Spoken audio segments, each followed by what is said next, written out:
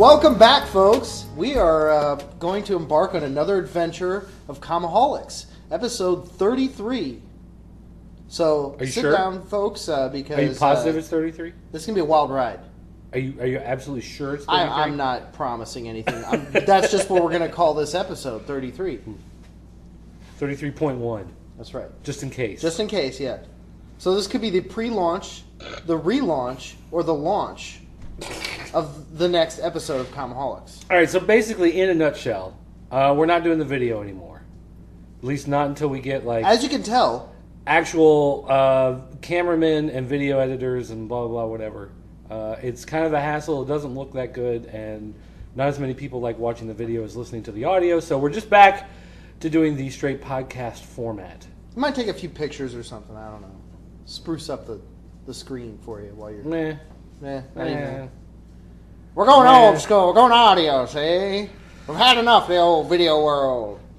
Welcome back, folks. So, it's been a while since we've done one of these shows. We missed the whole month of May. Which is good for May. Good for Way May. to take a stand, May. Keep us from recording a show. For real. That is good on you. At least May has some integrity. That's right. Unlike these other stupid months. We'll just call it a rain out. Which, by the way, we've got Turd Ferguson here, who brought a bottle of Moonshine, which I'm going to say, I've only had 2 different brands of Moonshine, and he bought the good one of the 2 that I've had. The one that's really smooth and feels painless until later. The other one, do something, do it right. The other one tastes like actual corn, and it will mess you up worse than anything else I've ever had in my life. Whereas this Moonshine just gets you drunk, and it's good stuff. Yeah. So happy on that. From that. And then we got a guy lying over there on the couch who doesn't want to be part of the group. I guess he doesn't like us that much, so he's sitting on the other side of the room. Well, I'm just intimidated by the knowledge. Yeah, No, we got with us in comics, but of life in general. Oh. Well, all you gotta do is look out the window, son.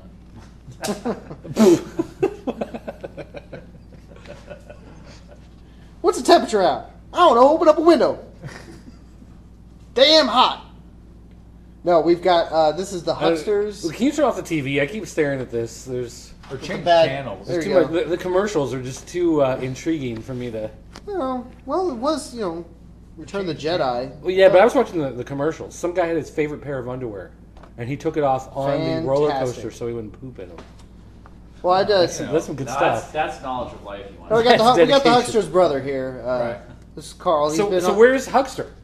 Huckster is actually passed out because the Huckster arranged basically a 2-week bachelor party for Carl here. I guess it broke him, but I'm still here. That's right. He made it. No, I had a bad hangover this morning, so just rolled in. When are you getting married? No. June 15th. June 15th. It's like he's having an Indian wedding. It's like a month-long process. The wedding's going to take 5 days. Do you know Killen got married? Yeah. Lord Killen? I did his wedding. Yeah, I know. Like 2 weeks before his wedding, he's like, "Can you, are you like a priest or something?" I'm like, "No, but there's that online place I did when I was in college." And he's like, "Okay, well, can you do our wedding? Because the priest guy, he's backed out. He's got something else going on." I'm like, "Oh, well, okay, sure. Yeah. Glad to be your first choice." No, but I am a level 4 cleric. Perfect 20s. You guys get married. All right. Natural 20. So best marriage ever. So it's been a weird couple weeks for me because first we did Killen's wedding, and then he left town to go on this Mediterranean cruise. So you had to run the store. So I was running the store for a week. Was that the coast of Concordia? And then he came back for a couple days, and then I left and went on vacation, and then I came back, and now we're doing this show. So it's been a whirlwind. A whirlwind, I tell you. So this is like the end of the ending. Yeah, this is like the end. The next chapter of my life begins after this. After this, I'm not counting this as the beginning. Are you going to ball chapter. Up into a cocoon and come out a butterfly, or what should we expect of dirt? It's more like in Gremlins. Oh, so if we feed you after midnight, yeah, that's right. You got about 2 hours. You got to keep me here. All right, we can do this. So we got to stretch this show for which 4 usually hours. Is not a problem with this show to make it go with for Moonshine a long time. present. And, although because medicinal medications, since we're not doing video, we don't have to do it in 20-minute chunks. Beer. So we can just go until we want to stop and take a break, which also helps the length of the show. Because Right. when We we need did time those, for commercials, folks. when we did those 20-minute chunks, you would stop, and then we'd like watch YouTube videos for 45 minutes. Right. And then we get drunk for another 45 minutes, and then we start the next segment of the show. So to do like an hour and 20-minute show is actually like a 4.5 hour process. Well, and what I love about this show tonight, folks, is we are just going to sit back and kind of play catch-up on what we've been reading. I'm playing mustard. But That's the humor. Those are the jokes, folks. The audience is they're choking over here. They're Those are the choking on jokes. those jokes. Acha-cha. No, and I like audio because now we get to do the show in our underwear. We can be laid back. Who's wearing underwear? I'm just straight up naked. Oh, I didn't look down. Yeah. Oh, I shouldn't have looked down. I got a no shirt, no pants. Do you guys want to discuss why What? you're Oh wearing a yeah. sword? So by the way, so Sir Apocalypse. That's over right. Here. Sir Lord. Apocalypse. No, he's not. Lord. Lord. No, Sir. Killen is Lord. He's Lord Killen. I'm Sir Lord Apocalypse. I'm Killen. He knighted. is Sir. Well, he's about to Apocalypse. get his ass, his We better be tail. careful. I That's am. right. I have a long No. sword. His No. Lord Killen pays for the hotel in Chicago, so he gets to stay Lord Killen. He gets to get that title. Gotcha. Easy with the, hey, get your fingers off the sword, son. That's dangerous. It's a plastic sword, not what you guys might be thinking. So I'll be But it referred looks to real, as so. Sir, Somebody could Sir still lose Apocalypse an eye. all night. Sir Apocalypse Sir Topocalypse. rolls right off the tongue, Yep. nice and easy. Uh-huh.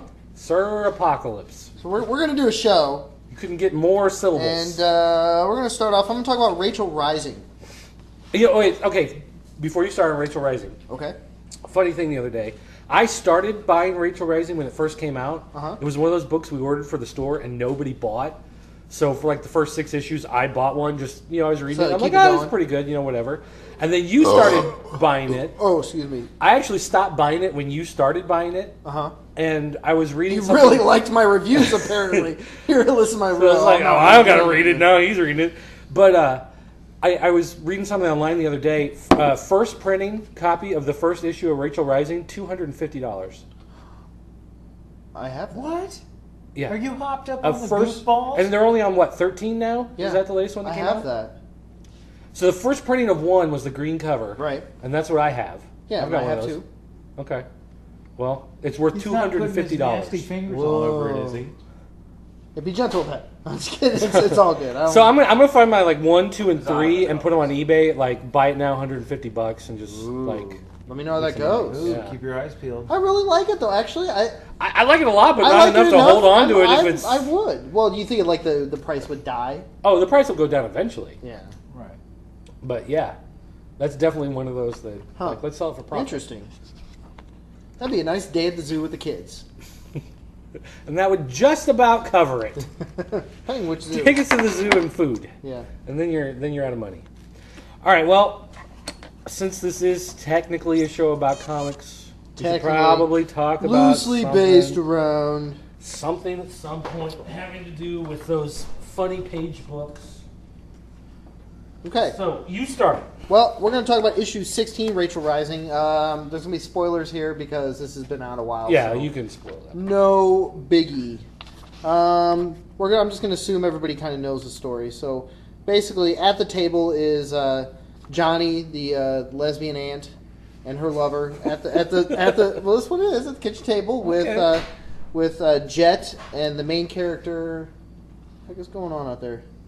Sasquatch is beating go around kick the your door dog. back there. Your puppy mill dog is going crazy. Oh my goodness. Here we go with the jokes. Oh, what is the main character's name? The blonde. Jennifer, Yeah. Tamika, Maybe it's Barbara. Barbara, Trisha, maybe? Okay. Mandy. Anyway, Sandy. so they're sitting around talking about Candy. kind of recapping what's happened. Jet's kind of basically gotten a temporary amnesia and needs to be kind of caught up on what's going on. Well, okay, do it just a quick. This witch was killed like 200 years ago. Basically, these girls are getting murdered. and These two main characters. Well, but it's like the basically. ghost of the witch has come back, and They it's, kind of haunt their bodies. Like they're murdered. They're buried in this shallow grave in this pit. They come out, and all of a sudden, they're dead. They're barely alive. Like they have somewhat of a pulse, but it doesn't really exist. It's like faint, So they're kind of like undead, and their bodies are also possessed by former witches that were. This whole town was basically they burnt all these women, back in like New Salem era type thing. Old Salem. So these witches are basically coming back as ghosts and getting revenge. Okay. And basically raining a demonic plague on this town. The funny thing is, 200 years ago, you killed witches, and it was like the cool thing to do. I do it last week, and somehow it's a federal crime. Right. Right. Like, what the hell's up with that? I know. Well, They're taking our rights away, America. You used to be able to hit burn my a witch. crawl space, and I'm the monster. get a hold of your alderman. See what happens. But the real twisted part in this was towards the end. There's one little girl in here called Zoe. And she's the murderer from like the issue 3 or yes, whatever. she is possessed by something very strong and very evil. I'm assuming like she may be like a proto-demon of some sort. Come to make sure that everything that these witches are trying to do in this town actually does happen. But she's like taking sanctuary in this church. And she meets this, before this, I think the previous issue, she had met this priest in the church, and the priest kind of took her in. Anyway, she goes into this kitchen of this church, walks out to the back of the church, and for whatever reason, there's like a goat tied to a tree. Yeah, really bizarre. Well, that's what I do with my goats. And she has this like ceremonial sword, and she slits the goat's throat. And the priest is looking out the window. I don't know, it's probably for some ritualistic practice. Those crazy goat eyes, wasn't it? And the priest is looking out the window, watching her do this whole thing. And she's just taking it in, wiping the sword carefully off the goat's body. And then she has sex with it. No. Oh. No. No, this is Terry Moore. He draws very beautiful women, but it's very classy. Right. Well, then what good is he? So then this other, priest walks up and looks out the window, and he's just like, oh, my lord. And then the other priest snaps his neck. Oh. And, throws him down the stairs to make it look like, he just fell down the stairs and broke his neck. So this kind of reminds me of this, Rosemary's Baby kind of thing, or The Omen, where Saturday there's, night all at my these, house, whatever. Terry Moore's starting to lead into this story where I think it's kind of going the direction where the evil forces are really trying hard to make sure that this happens. And what's more far beyond that is there's a demon that is has a bigger motive than just affecting this town. More than just witches getting revenge. Yeah, he wants to bring hell. So is he Earth. using the witches as his way in? Yes. Okay. I think that's where all this is leading. So is this the Dream Master? I don't know what the Nightmare on Elm Street Part 5? Okay, yeah, sure. Yeah, that's what it is. Part 5. Nightmares of the Unborn Baby, bring Freddy Krueger back. And that was just kind of in a nutshell. I didn't go into too much detail, so that way if you do want to pick up 16, it's not too many surprises, but that's pretty much the gist of 16, and I think it's going in the right direction. I think Terry Moore is a really good book here. Here's a question for you about... Whoa. Easy there, Rachel Tiger. Rising altogether. Do you feel as if he's writing more for the issues or writing more for the trades? No, I think he knows how to, I was just playing with the ball back there. Sorry, my dog's in the background. Eating the thing. He knows how to, keep you hanging each issue. So it's not every issue is not just, there's no filler. I really feel every issue ends on a cliffhanger? Yes. Type thing? Or at least something surprising happens? Not a single issue I felt it was just I didn't really get anything out of this. Or, it was just kind of leading up to something. Those issues were it feels like it's leading up to something. It wasn't that way with any of his issues. So, really like what Terry Moore is doing. His art is spectacular. He's the writer and the artist, so it's all his works. His own potion company, too. Yeah. Fantastic stuff.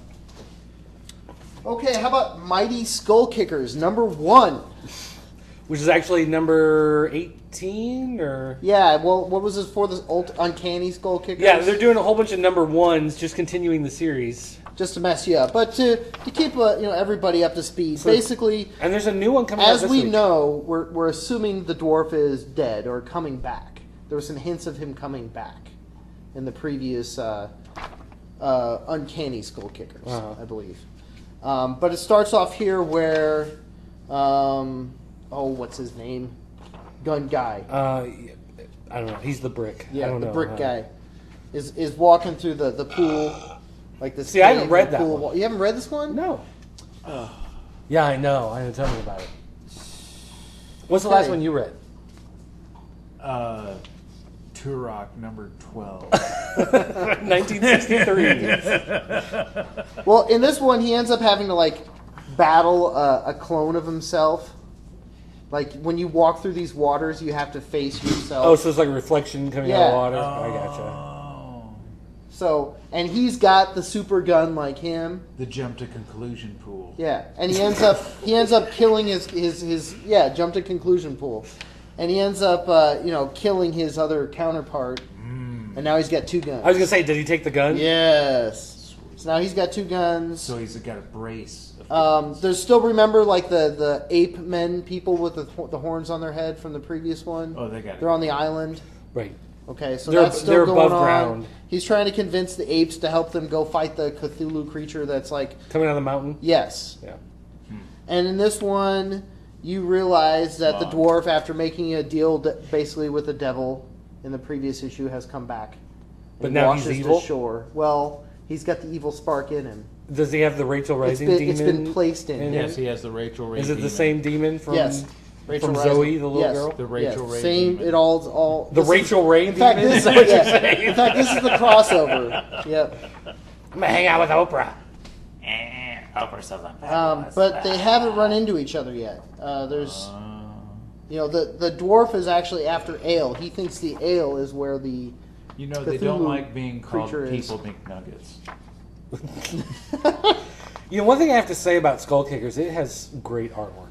Yeah. It is, and it Like, never... I like this. Pretty. It never, Colors are like- very vibrant. A lot of times, guys on these independent books, Here, they have check a this tendency to rush through things as they get into later issues. And it never feels rushed. It always feels like a good quality. Like they took time with it. Yeah. Yeah. Good stuff. Yeah. So you want to share? I'll take the back seat for a couple ones while I gather my thoughts I'm going to talk about a couple digital books. that we may have read together. Well, no. These are... together, like we sat together and read them. You read the first paragraph. I'll read the next paragraph. I'll do the male voices. You do the girl voices. Okay, this time. All right. So first up, Adventures of Superman. This is a new DC digital initiative book. They do one chapter every week online, and then at the end of the month, they print them as a actual physical copy for people that still want the physical comics. But it comes digital first. And for Adventures of Superman, what they're doing is basically going out and getting different writers and artists to do basically short stories of Superman. So when you combine them together into pages, they make like maybe 9 pages or 8 pages of printed material. But, digital, they break it up. Right. Whatever. And each one is its own standalone story. Huh. So they don't ever combine together, and that's not really the point. It's different writers But different writers and different artists? Different writers and different artists. Okay. And so it's like they're doing their take on Superman. It's like their iconic So look there at could the be some character. wild shifts in styles. Oh, there definitely are. There definitely, like, for instance, the first one is kind of like your basic all-purpose Pow, biff, bang, it's boom. like Lex Luthor is trying to figure out how to use kryptonite to make superpowers so that people could take on Superman, and he starts giving it to junkies on the street, Oh. to see how they react, and Superman, has to fight him, whatever. But then you get I think it was the second issue, yeah. Second one is from Jeff Lemire, the guy who did Sweet Tooth, the post-apocalyptic book that just wrapped up. And it's 2 kids playing Superman and whoever the villain is, and they keep shifting. Do they want to be Brainiac? Do they want to be Bizarro? Do they, who they want to be? Oh, okay. So it's like 2 kids discussing, but as they're discussing, they turn into Superman and Brainiac, or they turn into Doomsday. What do you mean, like they're like playing, saying, "I'm going to be Superman." The other guy's like, "I'm going to be Brainiac." Right, exactly. And then he becomes. And then they Superman. become it as they're playing it out. Okay. The two, so it's like you're looking at the story of Superman from what little kids do when they play. Speaking of Brainiac, didn't he just come back in Action Comics, or one of those Superman titles? I think he's back. Like they brought Brainiac back. Like he was somehow in Superman's mind, and I think it was Action Comics, and they were able to extract Brainiac from him, and then all of a sudden they've got this big head again, and they're hooking up to a machine, and they've kept him going. Like, that sounds familiar, but I have no idea what that's from. I think it's from Action, and it's just recently with what's the Mixapixel. Yeah, Mixapixelic or whatever his name is. It's kind of like going through that. Well, that was in end Action. Of that. So anyway, regardless, but each of these books you can buy digitally for 99 cents for the chapter, and it's weekly. It's a quick read, but they're all good, solid stories. Like, there hasn't been a bad one in the bunch, and they tackle Superman. Like, one guy will do crazy 70s style story with different technology, the weird technology in Fortress of Solitude, and whatever type stuff. And then the next one will be Superman and Lois fighting over, like Clark and Lois fighting over who gets the best story. So it's like all these different things from different parts of the character and the world he lives in. So anyway, that's all good stuff. Another one I've been reading is called The Eighth Seal. This comes out first on Comixology, and then a couple weeks later it comes out for free at thrillbent.com, which is Mark Waid's digital comic store. And it's basically the First Lady of the United States is having these hallucinations. Sweet. And you start to get the idea that she's not just hallucinating, she's possessed by a demon. Ooh, nice. And so Is it Mary Todd? No, it's not Mary Todd. It's, President X in whatever America. It's, random person. But they were talking about this at C2E2. The writer of this was at one of the digital comics panels. And he said, the problem when you do horror comics as printed comics is that you can only do a scare every other page. And it's on the page turn. Right. You can have something jump out at somebody. Right. Or you can have some sort of, like, oh my gosh, what's going to happen next? Because the giveaway is like right there on the other page when you're reading the first page. Right. But when you do digital, it's all right in your face. It's like every time you tap, you don't know what the next panel is going to be. Ooh, that does look creepy. So and they do little things where the hand moves. Little bits of motion. Nice. So it's part of their what do they call it? It's Comixology, right? Well, this is first on Comixology, then goes to Thrillbent for free.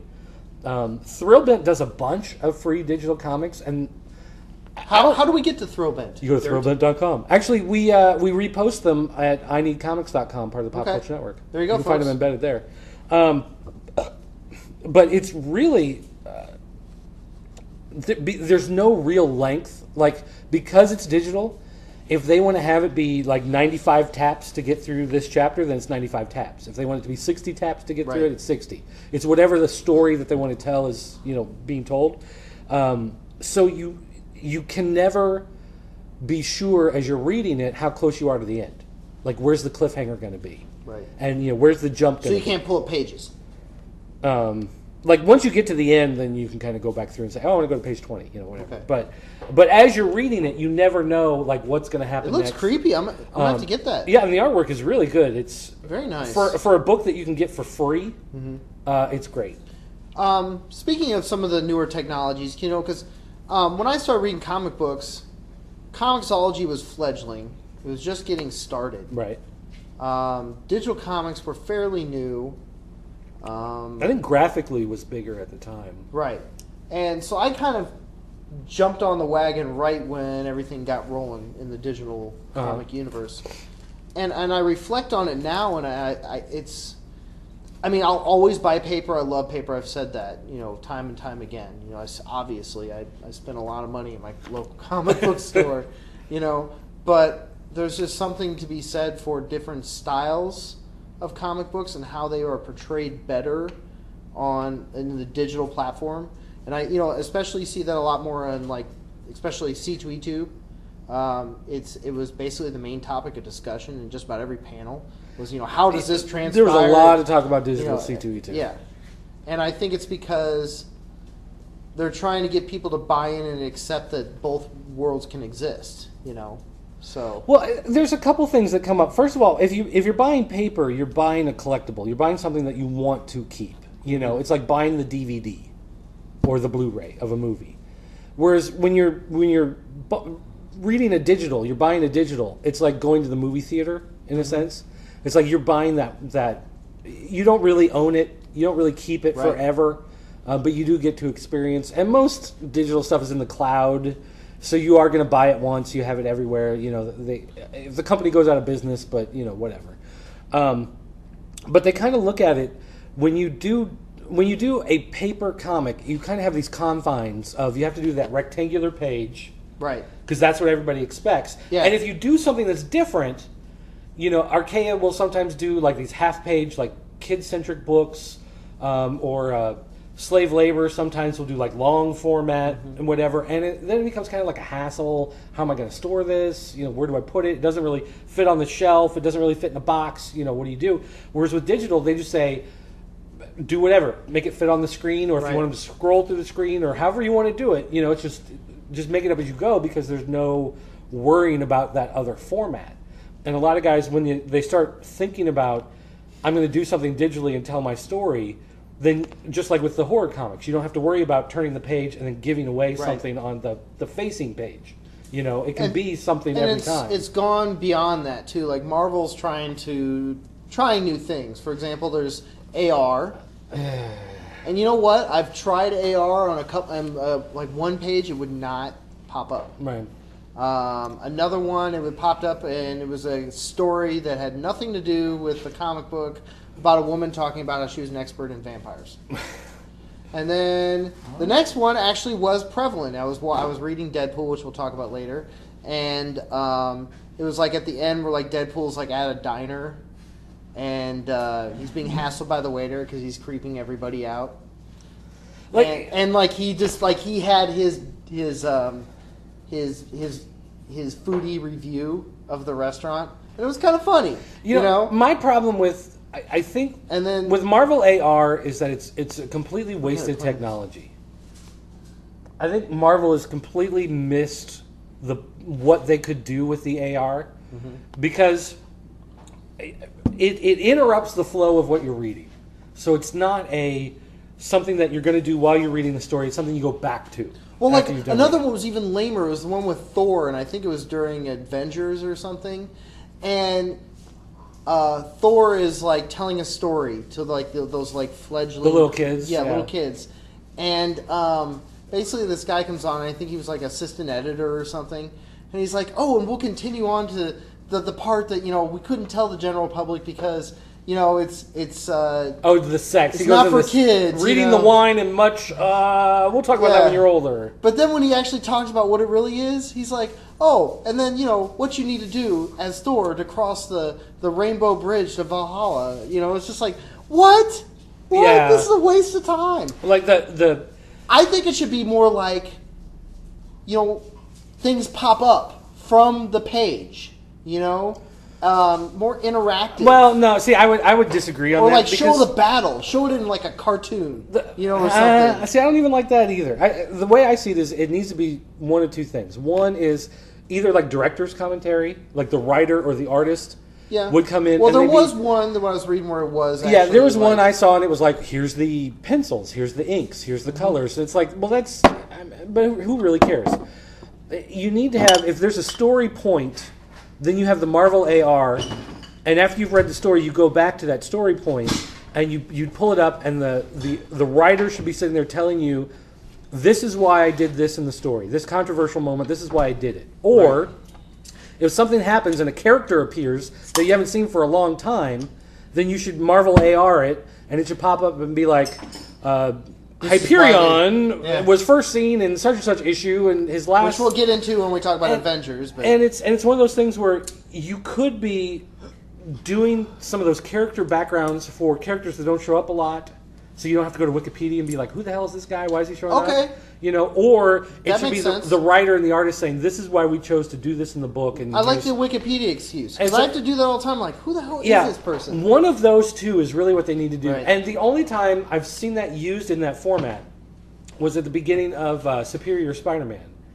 On the first page, if you AR'd it, or maybe it was the cover even, I don't know. But Dan Slott appeared, And he said, okay, in this issue, this is what we set out to achieve. And that's what I want. Here's the artist on the book, and he's I done agree. this Give and me that. some insight. Yeah. So it's like, those are the two things. But instead, it's like you pull it up, and it's like, hi, this is Mike. I'm the intern here at Marvel, and I bring the donuts. And then, that's the end. It's like, who cares? Okay, but here's the other thing that Marvel is doing now. Gamma. Is they're adding music. Gamma. So you can pull up your app. And it's all, but and the speed of what you swipe, speeds up the music. It's you could be sitting on a frame and it's nice. And then you dun dun, dun dun dun dun, dun dun dun dun dun dun.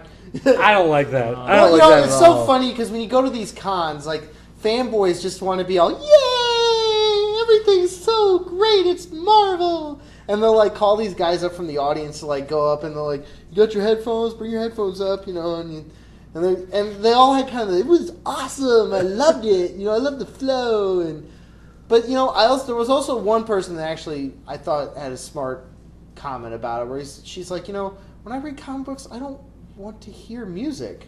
I want to concentrate it's on in the my comic head. book. Yeah, well, it's I want the silence. sound, my sound, right. Because it's funny because I'll it's make the own movie in my head. it's like when Right. you read a book.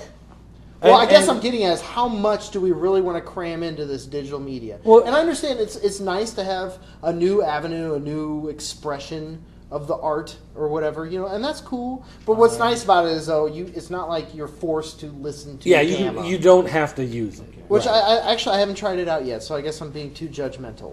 I didn't care. But to me, I just thought it was too. Meh. Because it's like when you read a book or you read a comic, the voices in the head are what you make. It's like whenever they make a movie and they pick somebody, and people are always like, "Oh, why'd they pick that guy to do it?" Because once you switch it to another medium, you're changing something about the storytelling.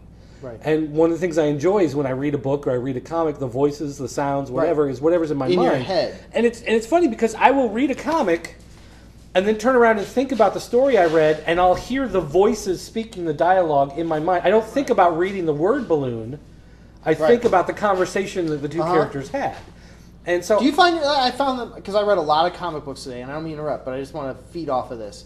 I've read a dozen comic books today. Do you ever find yourself going one direction or the other, where you're paying more attention to the art than you are the dialogue, or you'll be reading the dialogue, you're so into the dialogue, you're kind of your eyes are skimming the art, but not really looking at the art. I don't know.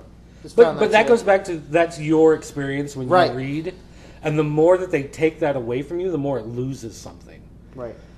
So, that's one thing I don't like about the way Marvel does their Infinity digital comics. Right. Because there's too much of someone's in your walking, face. and then you swipe, and they're walking a little bit farther, and then you swipe, and they're walking a little bit farther, and it's it's like kick a can. It's I don't need to swipe 6 times just to see this guy walking down the street. It's come on. They've in that sense they've kind of controlled the experience. Yeah, I guess what I'm getting at. Right. Because there's something about when you make a leap from panel to panel, and this goes to the storytelling. Another thing that I kind of miss with some of the digital comics versus the print comics is that when you've got a page and it's well drawn, an artist that actually sits down and understands how to lay out a page, then they do the artwork where it makes your eye flow from panel to panel. Right. And they do a really good job of setting up the scene so you're looking at it and your eye is naturally flowing across the page because they know how to lay out characters. They'll have the guy's arm move in just the right way. That's the way you're supposed to be looking. I know, yeah. That kind of thing. And with a lot of digital, they don't do that type of thought into the scene because it's just a still picture. They're just forcing the next frame. And you flip to the next still picture. Right. So they might as well be taking just frames from a movie, and putting dialogue balloons on top of it because it doesn't matter what that scene is you're looking at. So there's actually some of the art is kind of lost. Yeah. So there's a give and a take. Both have their pros and cons. I have no problem with pulling up a digital comic and just having a full comic book page in the rectangle on my screen. Right. I don't mind that at all. And one of the big things that Mark Waid always tries to argue is that computer screens are horizontal. Right. And the comic book page is vertical. Which Mark Waid was everywhere. At Yeah, he did every single panel of that show. It's like, I'm we're pretty going to do a panel sure about Garbage Pail Kid cards. We're doing and by the way, Mark Waid's going to be here. This is Women in Comics in Soviet Russia being hosted by Mark Waid. And it's like, I'm not Russian and I'm not a woman. I've never read any of these. But here hey, I am, I'm Mark folks. Waid. I'm Mark Waid. Thrillbit.com. I love digital comics. And it was funny because actually he was in a panel where there was a couple younger dudes and they were going back and forth, and I think I posed a question. I don't even remember what my question was now. I think it was sort of smart because nobody snickered and I wasn't booed. But it was like a younger guy who would still going to the classic print. Pen and ink and paper and coloring, and then Mark Waid, who's very old school. He's been doing this a long time. Swears by digital comics. Mm-hmm. And then there was also an artist next to him, and they were just, they're like, this makes my work so much quicker. I'm able to concentrate on other things that I couldn't. Yeah, before. That was I think the that guy was who does Insufferable. Peter Krause. Peter Krause, that's right. He said he never did digital until he started doing this stuff, and now he'll never go back to the old school. And he even kind of made a comment like to the younger guys, like, "Well, you'll learn." Like he spent all those hours and hours, doing something that only takes 20 minutes in the digital world. He said, although sometimes you get caught in a trap. Right. Because you'll think, well, this is digital, so I only have to draw like the outline of the person's face, and then I can just draw a bunch of eyes and a bunch of mouths and just kind of drop them in. Swap it until it makes sense. And then sense. you spend so much time making all these little variations that you can swap it, you spend as much time doing that. Yeah. So maybe in this new platform, what is taken away from the old way, something else will be added to it. So. But, boy, we really took that off on a tangent. Yeah, but that's what this show's about. That's right. That's what we're here for. We need some more moonshine, I think. Is that in the freezer? It's in the freezer. It's in the freezer. Moonshine in the freezer. All right, we'll wait. We'll wait. We don't want this to be too quick of a podcast. Let's talk about Avengers, because I know... I crammed a whole bunch of Avengers today. Okay. I read 11... No, wait a minute. 10, 11, 12. I don't even know... Which, all right... Here's my one complaint off the bat, going into, almost a dozen issues now, is Hickman sometimes has a tendency to cram a lot of different stories in one, to the point where you almost start to get a little lost, because it goes back and forth. Yeah, I was going to say, today I sat down and I read... These are basically 3 different stories. I read 8, 9, 10, 11, and 12 all today. Okay, so let's talk about 10, 11, and 12, because they are basically 3 completely different stories. So 10... One I kind of liked, and the other 2 10 is when they are trying to find out... Captain America... Eye Patch Captain America. 10 is when they're in the Savage Land. I'm sorry, I got confused. They put together the group to go down to the Savage Land. And then all these superheroes die. And they're catching up on the all those little worlds that the evolutionary guys have made. They said Wendigo, Validator, Kingdom, and Box. From Alpha Flight. That's right. They all died, apparently. Yes. Except for you find out Vindicator. Vindicator's still... Validator. Or Validator. Validator is still alive. But, like, possessed something... And then Cap and Wolverine use that one guy... what's his name? The teleporter guy. It doesn't matter. Yeah. Okay. They use him to go into this dome of death. Like this forbidden world of these evolutionary... Now, I like the art. I'll tell you right off the bat, I do like the art in this. Mike Diodato does a very good job. But my one complaint is it's just... It's almost like he's putting too much into it. Okay, and at the end of this... what's his name? Blows his brains out over this, like... Well, because that's his daughter, and whatever. She whispers something in his ear that's... And he figures this is greater... It's better that mankind not know this, because there's something greater that he doesn't want them to stop. And because he has some kind of chip in his head, like, where they can... Where they record his thoughts or whatever, so he blows his brains out. Okay, so that's just one story. Like okay, wait. Well, here, let me say something. One thing about this story is that Hickman set up a whole bunch of different things in one book, and then he's treating each thing as a separate segment, almost as if like this could have been a crossover.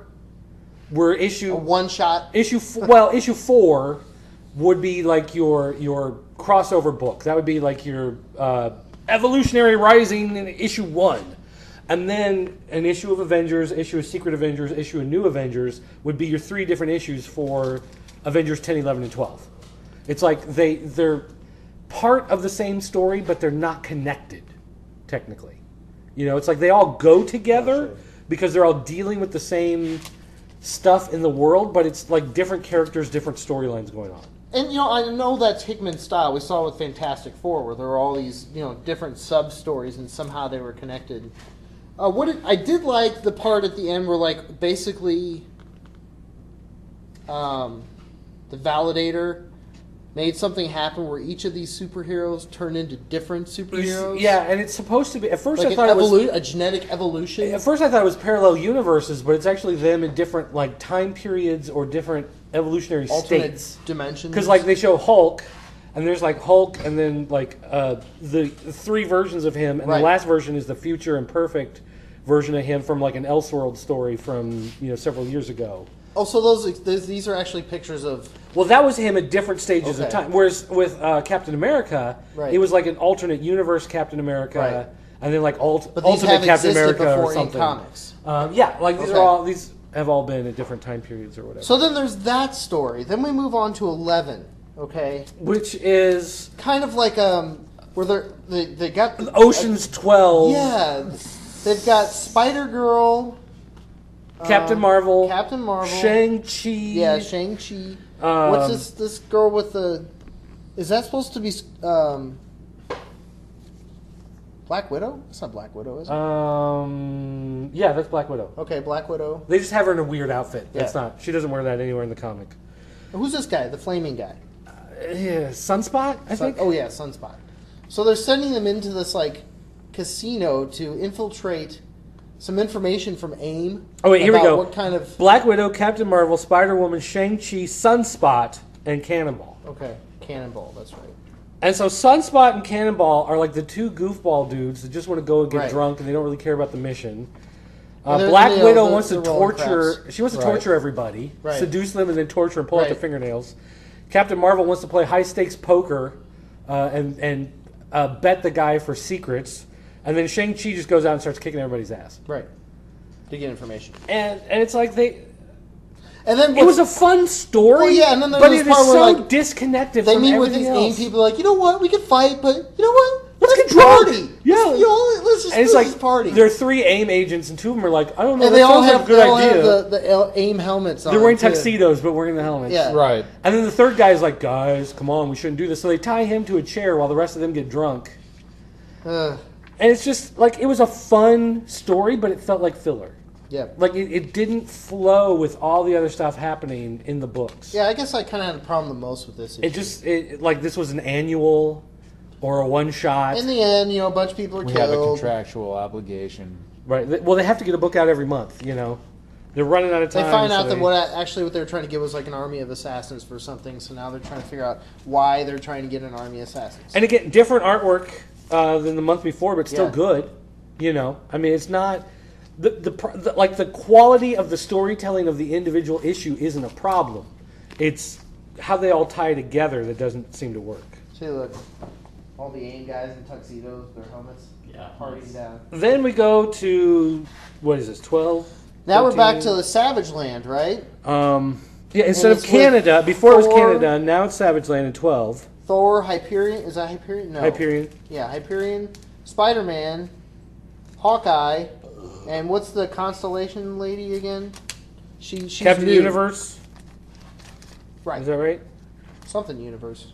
Iron Man, Thor, Hawkeye, Spider-Man, Spider-Woman, Captain Universe, and Hyperion. Okay. Yeah. And this issue is called Evolve. And basically, there's all these like fledgling creatures. They're all like kids. They look like zebras. And they're evolving super They're evolving, quick. but they don't need oxygen. They don't need to eat. It's like they're like a They're just rapidly growing and learning is all they're doing. humanoid type Yeah. creatures. So they split them up into teams to like basically learn a little bit more about being a living being. I never really understood. What You they find were really out trying you to find out teach that the them. guy in the garden with the two funky horns that are the wrong Right. size, he's trying to make Earth into a sentient being. So Right. he's creating these creatures to learn different aspects of life to somehow combine together to make Earth alive. And this one guy, let's backtrack a little bit, launched all these pods all around Earth. Right, which made these different worlds. So Right. that's what they were doing in Canada earlier. That's what they're doing here. Right. And the one thing I really, this felt like the biggest like no prize in history, is that they had Iron Man has been in Avengers, but Iron Man in the Iron Man books went into deep space with Guardians of the Yeah, Galaxy. He's gone. So And what they have now so in is this one, they just have Iron Man flips up his faceplate. and it's a screen. And it's of a screen, Iron Man. and Tony Stark is like, "Oh, I'm 67 billion light years with the away right now, Guardians." but you know, this is how I control my robots here on Earth. So you think that I'm here?" And it's like, that's the biggest cop out Yeah. and bad storytelling. Like you need to set that up, Right. not suddenly like find yourself in this hole you have to dig out. So it's like, oh well, it's a robot with a hologram screen. That makes sense. So in this one, like Hyperion is like kicking back at a pool while the kids are like climbing a No, rock that's and- Hawkeye and Spider-Woman. Hawkeye and Spider-Woman. I'm sorry. There's like sitting at the beach, but you get to see Spider-Woman in a bikini. Which is kind of nice. Yeah, there you go. Noise. And Well Thor's drawn, well telling drawn. the off-color stories to the kids, and he throws a rock to make them Right. go We and talked find about it. the stories. Yeah. Yeah. Spider- Blah, blah, I blah. thought that was kind of funny. He puts like a symbol on a rock and like chucks a rock at a mountain. He's like, this chalk rep or this. This is a rock- magic stone that must be returned. Go get it now. And then he's like, all right, I'm done.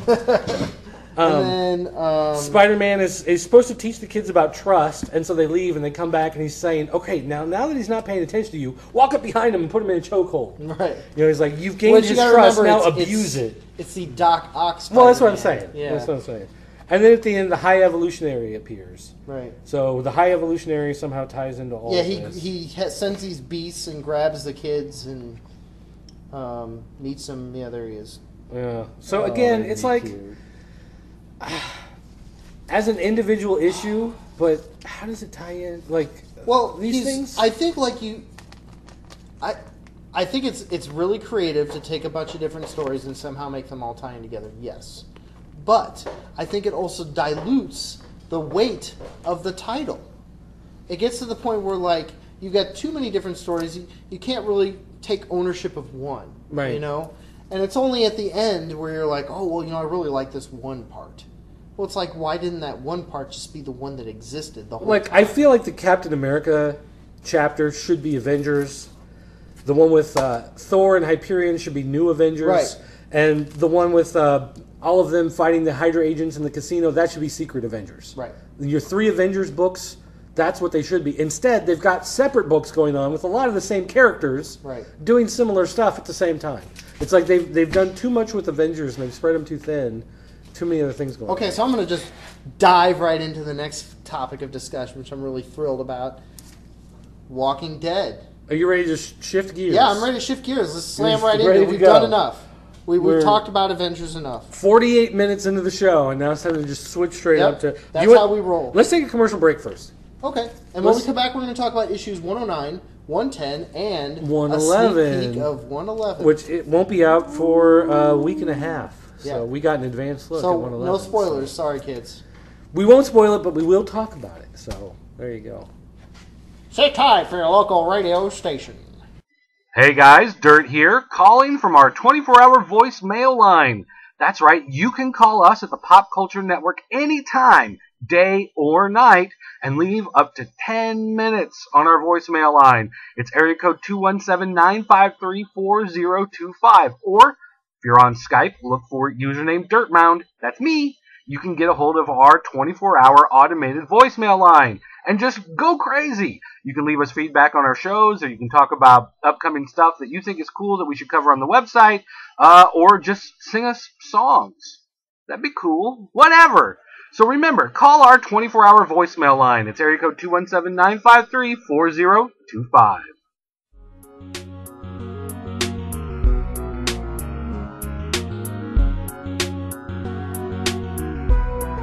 So are we doing this or what? What, the show? Yeah. Oh, we're still going to record the rest of the show. Well, I don't know. It's been 35 minutes since we went to commercial break. Well, what did we miss? We were doing a little recap of a few things. We had some topics of discussion, some things that had to be shared. Like Moonshine. Moonshine. And Moonshine. Yep. And we drank some more Moonshine. And then everybody else left. Yep. Now it's just the two of us again. That's a good way to kill the audience. It's been a while. Yeah, Moonshine has this way of just making people not want to talk to each other and just kind of go off and do their own thing. Because they're having a party in their head. It's like, Moonshine, I gotta go lay down. Is basically what happens. It's like, I think Moonshine either makes you black out or think way too much. One of the two. Although we did have a nice 10-minute discussion about Mel Brooks. Yeah. So that was fun. Mm-hmm. That could have been a whole nother show. So you too can drink Moonshine and talk about Mel Brooks. If you do drink Moonshine and want to talk about Mel Brooks, make sure to call our 24-hour voicemail line. It's area code 217-953-4025. Again, it's a 24-hour voicemail line. You can leave up to a 10-minute voicemail. And it's time to turn off the TV again because Beyonce was on. Yeah, doing the Coke, Pepsi commercial, whatever. Yeah, whatever. All right, so you wanted to talk about Walking Dead. Uh-huh. Do you still want to talk about Walking Dead? Because it's been a half hour. Yeah. Is there something that's still on your mind? Let's do this. I put it somewhere. Now, we are going to talk about 109, Yep. 110, Yep. and the upcoming 111. Preview 111. So let's see. 109 is basically the end of a story arc. Well, the end of a story within an arc, I guess. It's the end of a story. Something happens. There's some closure. About the death of Glenn. Yeah. Glenn is dead. Sucks. People mourn. There's some build-up as far as to what Rick really intends on doing. And... okay, so basically, what they're setting up is the Hilltop, right, which is the group where Jesus came from. Jesus. Then there's Rick's group of your Walking Dead regulars, and then there's the Kingdom, which is run by Ezekiel. Right. And they're talking about all three of those groups coming together to take on Negan. Right. And so right now, Rick has Negan thinking that Negan has them beat and that Rick is going to do whatever it takes to keep everybody safe. But he's been slowly letting his secret out. Yeah. Amongst his closest allies. Like Jesus and Michonne know about it. Andrea eventually knows about it. Yeah, he brings her in on it. Basically, they're putting together this team. Carl knows about it. More or less. And Andrea is basically his girlfriend now. And there's this new thread that's coming up with Spencer. Spencer is the son of whoever used to run... Yes. Was it Hilltop? Yeah. And he thinks he should be in charge. He doesn't like Rick.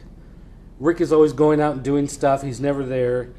And so Spencer is trying to... He kind of challenges Rick. Slowly usurp Rick's hold over the... Because he killed his daddy. So that's 9. So it's kind of an end and build at the same time. We move on to 10. Okay. In 10, yeah. we learn a little bit more about Ezekiel. And basically, Ezekiel, he takes a shining to Michonne. That's right. The Dreadies unite. Because he has dreadlocks, he's African American. Oh, that's what you meant. Yeah. Oh, I see. I thought you meant they were Judge Dredd fans. Yes. Dreadies. Yeah, they read a lot of 2000 AD. So, what do we learn in this one? Well, we get basically the backstory of Ezekiel. The Jesus, kind of spilled the beans to this one dude and then realizes that dude's going to go tell Negan. So he goes to intercept that guy and kind of confront him. Basically gets him to turn over to his side and stop being a coward. So we think. Mm-hmm.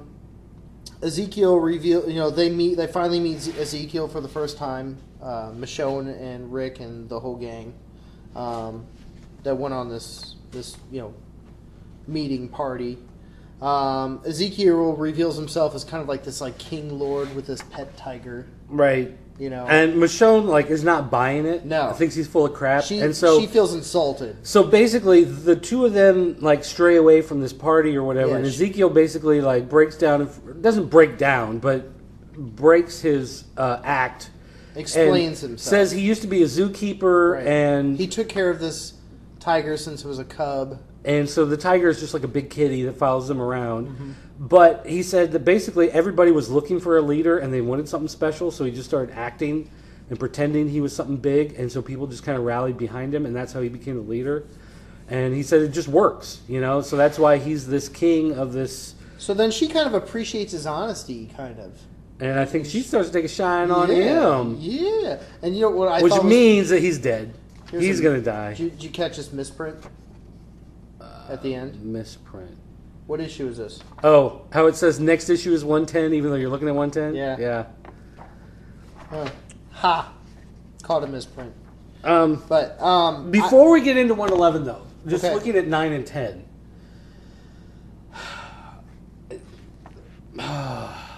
Like even Carl's buying into Ezekiel. No. Here's what I want to talk about. Everybody loves Robert Kirkman. Okay. The Walking Dead is the greatest comic since sliced bread had comics. And I'm starting to kind of lose my affinity for Kirkman's style. Because we've talked about before how he does a lot of writing for the trade. And it's so apparent in these that it's all supposed issues to be the trade. That, yeah, it's like rarely do these issues end on any sort of cliffhanger. It's like he's telling the story and the story just stops because he's filled up his 22 pages or whatever. Right. And then the next issue starts as if, like, just from that moment on. Which is difficult for a collector because you got to go at least a month before. Yeah, that's what I'm saying. If these books were bi-weekly, it might not seem as that big of a deal. But for a monthly book, it's really... It's become so apparent that he's writing for the trade and that the individual issues don't matter. Right. And I'm really like I said, I'm starting to lose my affinity for his style because it's so jarring to go. You read the issue and you're watching this like slice of life, and it just kind of stops, and then you open the next issue and it's just kind of going again. It's like there's no resolution at the end of an issue. I think 111 does a little better job than 109 or 110. I think 111 there's a lot more excitement going on. Yeah, more stuff happens. The one thing that we can say, because they kind of give this away with the cover, is that Negan reappears. He's using a knife. It centers around him, so he's a big, important part of the story again. Right. So you're starting to find out what's happening with him while everybody else is traipsing around trying to do their thing. So in that regard, 111 is a better issue than the last couple, but it still does that whole thing where you don't really get a beginning, a middle, and an end. As far as your beginning, the middle, and end, the closest thing you get to it is the main character he interacts with, which I don't want to give away. Right. But would you still consider him a main character? No, he's not a main character. He had the potential to become. Okay, yeah. Oh man, I just kind of we can't talk about too much. I am doing too much, and I don't want to spoil it. But 111, in regards to that character, does more of giving that character a finale. Right. But as far as this continuing story of them building their army to go against him and whatever, it's still like the issue kind of starts and the issue kind of ends. Can we talk about this? This isn't giving away anything too much, is it? Michonne? Yeah, this part. Sure. What do you want to say about it? Well, I just thought it was clever. There's a part where, and it's a trust thing. Like you see Michonne after she had her interaction with Ezekiel. She shuts the door. She sets her sword by the door, drops her bag, climbs into bed with a smile on her face, and then she stands up. She's like, or sits up in her bed, and she's like, "Oh, don't be stupid," and then grabs the sword and puts it right on her chest. So she's starting to feel relaxed, and then she's like, "No." Yeah, starting to let her guard That's down a bad and realizes idea. she shouldn't. So I mean, Michonne is one of those characters. Like, one thing I really like about her is, yes, she's dynamic. Yes, she's changed, but her principles are always there. Like, her principles have never changed. Yeah. So, I mean, she's probably the character I still respect the most, even more than Carl or Rick. Yeah, I really can't talk about much else because there is a lot of content in here. There is one page with zombies in issue 111. Yeah, you actually get to see zombies in the 24 pages. Helicopter. They're looking for me. All right, well, that was... But we know leading up to this that Rick is definitely forming an army, and he's supposed to be meeting with Ezekiel's army and Hilltop's army, and they're all supposed to get together and unite and fight Negan. Negan at this point is naive to all this, we think, and going about his business. So I will say that 111 does... Negan, okay over there? Yeah, well, I was just saying, Negan's one of those Is this characters... hurting to say? Negan, I don't know, however you say his name. He's one of those characters where he's a total jerk and maniac and slaughters Glenn, but then when he finds Carl, he kind of he seems kind of okay. You know what I mean? He doesn't seem like that bad of a dude, whatever, and you start to kind of he's just trying to do his thing, keep people safe. He's running his own. But then he snaps. But then in 111, he's back to being the maniac again. Like, you kind of see that part of his personality again. And I don't... It's almost strategic, though. I still feel it's almost... Yes, he's a maniac, but I think he strategically does those things, those crazy things. He's, kill people randomly. Almost but to me, it feels... Still be the alpha gorilla on the hill. But he still feels to me... You still think he's a psychopath? No. It feels kind of forced with his character. Like, his character's nice when it fits the story, and he's mean when it fits the story, and I don't feel like it's the character contemplating, it's the writer, because that's what Kirkman needs. You know what I mean? It's like Kirkman wrote him as being kind of funny and kind of likable for a couple issues, did the whole thing with Carl, but there's this big fight coming up, so you need to know he's a bad guy, so he kind of goes back to making him into a bad guy again. And it's kind of like... it feels a little inconsistent. Here's another thing. Okay, so let's say Sans Walking Dead TV show. Uh-huh. Do you think The Walking Dead would have gone much further past 100? Do you think Kirkman would have wrapped it up? You mean if there was no TV show? Yes. Kind of. Yeah. I mean, I kind of feel like... So in that this character... And we know that the TV show, while it's very similar to the comic book, is different. It's almost like an alternate universe of. Right. But the governor in the comic is completely different from the governor in the show, and the governor in the show is basically Negan in the comics. Right. So it's like, once the show had this character, he couldn't go back to the governor, obviously, because he killed the governor early on. So instead he creates this new character who's very similar looking and very similar acting, and seems almost like the TV show version of the governor, and it's like that has given him the momentum to keep going. Yeah, yeah. I mean... So do you think that in retrospect, I mean, I don't know if he would have wrapped it up necessarily at 100, but I think there wouldn't have been this Negan character. You wouldn't have had these three kingdoms or whatever coming together. It would have been... I think Rick originally would have died. But because I think the TV show is influencing the comic. Yeah. Definitely.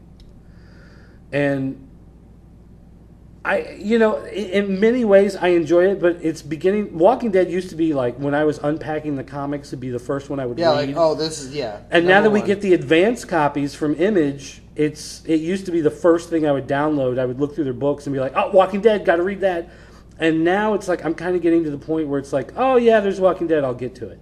You know what I mean? It's like I'm still on the gotta read that. You know, I mean, I will read it, but I'm beginning to feel more and more like I don't have to read it right away. I can wait until I might skim through it now, but then I'll wait until there's 2 or 3 issues that I haven't really gotten into, and I'll read them all at once because they work better reading them together as a group than trying to sit down and read them as a monthly comic. Well, I have to say, after processing what you've said, I buy into what you're saying. I get it.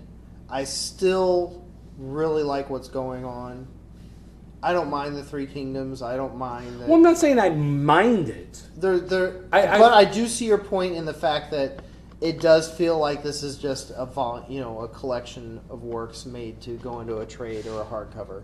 And that sometimes is frustrating as a collector, because it's like, oh crap, well, I know this is leading to somewhere. It's probably going to be in the middle of the next book that I'm not going to be able to read till next month. It's funny because one of the things on Comixology is that every so often they run those 99-cent sales of old books. Right. And they did this a couple months ago with Justice League, and I bought a whole bunch of old Justice League books. And I didn't get around to reading them for a long time. They were just kind of sitting there in my account, but it's like 99 cents, I'm going to buy them. And I sit down to read them, and they're so dense. Like these individual, it's like one book that went, back then they were like 40 pages. So it was like 36 pages of story or 32 pages of story, whatever. And it was like in those 32 pages, there would be what would today be like 4 issues of a regular comic. So you would get an arc, like they would break it into chapters. You would have chapter 1, chapter 2, chapter 3 in a standard comic. And each page would have 6 to 10 panels, and half of it would be, dialogue and writing. And the way Kirkman does Walking Dead is it's so spaced out, and it's so... everything. It's a compendium of everything work. Takes its time, which is one thing. Like, I guess it's nice to be able to tell your story the way you want to, but then at the same time, it's like, I don't know if I was buying these on the stands at $2.99 a pop compared to a lot of other comics on the stands, I don't know that I'd be getting my $3 worth in a single issue. In a nutshell, the show has given him enough notoriety that he can kind of do it more at his pace, his style, and less more of what possibly the avid collector would want.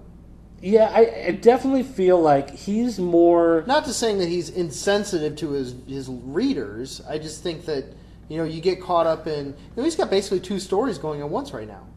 He's got the show, and he's got the comic. Right. But the comic market is broken into a couple different groups. Your first group is your guys who buy the monthly books. That they go every week to their comic shop, get their books. But then there's the book market people who buy the trades. They go to Barnes & Noble or they go on Amazon and order the trades. And I just feel like... He's catering more to the book market. He caters more to that book market, and he caters more for... Like, it's great for new readers, for someone brand new to go back and pick up those books and sit down and read the book. My wife's got the first volume on her phone. It's easy to sit down and read those old volumes because they flow together so well, but for the people reading the monthly comic, it just doesn't seem to work that well. And so, like I said, I'm just kind of losing my... As time goes on, I just get more and more like I want a resolution... I want to feel like each issue has some sort of build-up and resolution, not just for the sake of the arc, but for each issue, and he's not doing that. And that's kind of a classic comic storyteller thing that's kind of, going by the wayside. I agree. So, I see that point. So, I mean, but I still like it. I still read it. It's still at the top of my list. I'm still very excited when I know there's a new Walking Dead coming out. And when we get these advanced PDFs, it's the first thing I read when I get it. Like when you told me earlier that you had sent me forward me the email and I didn't know about it, I was like, really? I must get that, and I absorbed it right away. All right. How about you? Would you like to share something? Well, do you want to talk about the book that's coming out this week, Invincible Universe 3? Yeah, let's talk about that.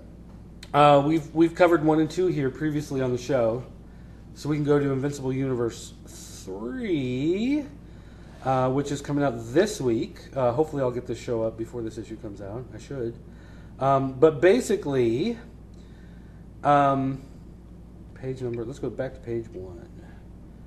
Invincible Universe, as the name implies, is set in the same world as the Invincible comic, but this focuses on a lot of the other characters. The side missions. This more or less takes the place of Guarding the Globe, which is Right. the Guardians of the Globe series. They shut that one down and started this, so you get to see the other people in this world. And the first 2 issues went together to tell the story of crime lord, Chinese guy with the dinosaur ghost in him, whatever. Right. The dragon ghost. This is a completely different. This is a new storyline that's not really part of that. In it, the character Chupacabra is dealing with the fact that Cast Iron, another hero, died in battle because Chupacabra is an alcoholic and he was drunk at the time. Right. Admittedly. Yeah, he admits it. He's in therapy, trying to get through it, and he feels so guilty about the death of Cast Iron that he decides he's got to meet with the family in order to Get some apologize resolution. and make amends, whatever.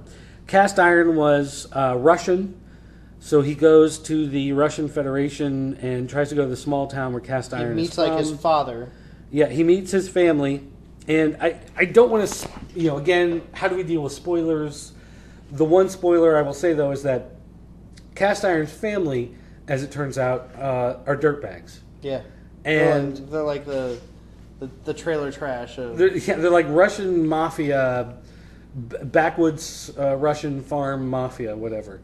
And I don't want to say too much beyond that, other than at the end of the issue, it wrapped up the story. So it's like the first issue was part 1 of a story, second issue was part 2 of a story, and then that story wrapped up, and now issue 3 is its own standalone story, and I kind of got to the end of it, and I did feel a little like, oh, that's... Cheated. Like, that's it? Yeah. Like... I felt a little cheated. And again, I just complained, like, this is the opposite. I'm not buying into Invincible Universe that much. Yeah, and I just complained about Walking Dead not having setup and resolution in every issue, and this one had setup and resolution, but it was too much. Right. Like, this was too much of the opposite direction. This could be the final issue of Invincible Universe. This could be it. And this wrapped everything up. I don't need to read any more Invincible Universe. Like, there's nothing to bring me back next issue. You know what I mean? Right. They didn't set up anything for reading your monthly comic that's going to make you go, oh, I got to check out the next issue. This was it. And I don't know. It didn't. It really, Invincible Universe still hasn't really earned. And another part of the problem that. Part of Kirkman's niche that makes you want to like go and get the next issue. Part of Kirkman's thing is the characters. He's always character driven, and this being written by, I think Phil Hester writes Invincible Universe. I don't feel like I care about Chupacabra. No. Like, I don't have really any reason. Or the Russian guy that Or Cast Iron who got killed. It's like I don't. Oh, you just spoiled it. No, that's what I'm saying. This is what sets him off. Okay. When Cast Iron gets Cast killed Iron. and sets him off to go talk to the family. Like, I don't feel like I have a connection to the character, so I don't really care. So there's nothing there that really kind of pulls you in on the character, and then it ends, and it's like, okay, so now it's over. So it's kind of... It exists, but I don't feel like I really... And I don't know if maybe... Because I didn't read Guarding the Globe. I don't know if you read Guarding the Globe, if maybe it stands out. I wish Huckster was here, because he reads all the Invincible stuff. Yeah. I don't know if he was a big character in that, and so that makes a difference. But for me, coming from Invincible, picking up a book called Invincible Universe, the first book tied in, and it tied in well, or the first 2 issues, but the third issue just doesn't really feel like it belongs. No, it's almost like a standalone, and just like you said, it doesn't really have a lot of weight. Doesn't make me want to read Invincible Universe number 4. Now, having said that, it's not like it discourages me. It's not like Earth 2 from DC But it's Comics not- where I'm like, I never want to read It's another not issue. like Invincible, Right. where I'm just like, okay, I'm totally ready. Your girlfriend's fat and pregnant. We got it. Move on with the Okay, story. Yeah. But no, it's just kind of there. It exists, and I can't say I'm excited for it. I didn't hate it, but it's not pulling me in to make me want to keep reading. So that is Okay. that. How about, I was going to say Star Trek, but you haven't seen the movie and you haven't read issue 21. 21. No, I have not. Go ahead and tell me. Lay it on me. Well, you've read Star Trek up to 20. this, right? Yeah, I read up to 20. So 20 is the one with Chekhov and Sulu? Yes. That's their backstory? Okay, so the last few issues of Star Trek... When they're in the it told academy and all that. I was just in general. Yeah. The last 5 issues or so tells you Scotty's story, it tells you Bone's story, it tells you Uhura's story. Chekhov and Sulu was the latest issue. So it's been going back and kind of filling in that backstory. Whereas the first 12 issues or so were all dealing with episodes of the TV series redone in this new universe. The last, 5 or 6, Which whatever. I was kind of hoping they were kind of going to go back to, Well, they kind of they are. kept doing these individual stories. They- I'm like, they're- okay. I think they were doing that just as setup for the movie, because the movie doesn't really get a chance to do that. Oh, so they're just killing time till the movie gets going. Well, they want to flesh out the characters a little bit more. Did you read the prequel comic though? The 4-issue. Yes. Okay. Countdown to Darkness. Yes. All right. So. I don't have it on this tablet though. Countdown to Darkness. John Harriman, I think it's John Harriman, was the original captain of the Enterprise. Faked his death, and he's working with this alien race. Yeah, they've got like his shuttle hooked up to, or his ship hooked up to some kind of grid. And they bring in Mudd, Harry Mudd in the original series was this smuggler. He was basically like Han Solo in the Star Trek world, Right. before Han Solo existed. In this version, it's actually a Bajoran female, and they think that the speculation online is that it's his daughter that they find. And it's funny because in the prequel comic, they steal her ship, like her smuggler's ship. They take her into custody and take her ship. Right. The ship comes back to play in the movie. Oh, really? So people watching the movie, there's this one point in the movie where they're like, hey, get Mudd's ship ready. We're going to use that for blah, blah, blah, blah, blah. If you've never read the comics, you don't know why that ship is there or anything, but this sets up for, that's why they have the ship, is because of this story. Interesting. And also, this whole story is built around the Prime Directive, and Harriman basically gave up on the Prime Directive to save this species from genocide. The opening of Into Darkness is Kirk being confronted with the same type of situation, and he also breaks the Prime Directive because he's seen from this What happens story when you don't. that sometimes it is worth breaking. Right. And so, of course, Starfleet doesn't like that and whatever, and that kind of sets into motion what happens at the beginning of the movie. So it's like, this gives you story background and character development that's needed for the movie to make sense. And so I've read reviews of people who saw the movie and have no idea that the comic is even out there, and they're like, well, this doesn't make any sense. Why the hell would he make that decision? Well, it's like, because he saw right here in this story why. And the producers of the movies are working with the comics to make the stories fit. So everything that's happening in the comics... So before you watch Into Darkness, you need to read the comics. Yeah, you really need to read Countdown to Darkness. It does set up all that stuff. And it even brings the Klingons into play. So when the Klingons appear in the movie, you have a little bit of background. Well, I know what I'm reading before I go to bed tonight. 21. And then in 21, what we get is basically... let's see, let me go back to bookshelf... in 21, we get a continuation after the events of the movie, and one of the big things that happens. Well, I can't really talk about that. Can't talk about anything. Well, okay, you said you wanted it to go back to stories from, Right. and it does. in the original series, there's the episode where Spock, every 7 years, Vulcan males go through the thing where they have to fight and they have a mating ritual thing. And that kind of like Zoidberg. Yeah, well, I wonder where they got that for Futurama. No, Zoidberg was first. Oh, yeah, obviously. Show that came later must be first. But that starts to happen in this issue. So they are going back to stuff that happened in the TV show.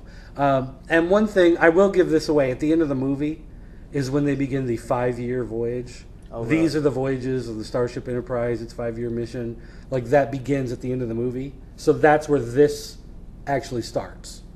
Is like, Bones is like, oh my gosh, they're actually sending us out for 5 years? This is stupid, Right. And I hate ships. characters from the movie carry over into here. The blonde chick, she's continuing on in the series, and a group. I don't even know if I should spoil that or not. Because if you haven't seen the movie, like the movie's been out for a while, so people listening to this, they've seen the movie, but you haven't. So I don't want to spoil that because you plan on seeing it soon. Yeah, no, we're gonna see it like in the next couple days. So I don't want to give that away. But one thing that is known. So do you think that this issue 21 really is a pinnacle issue for Like this ongoing? it really feels like other than it being a part of the movie.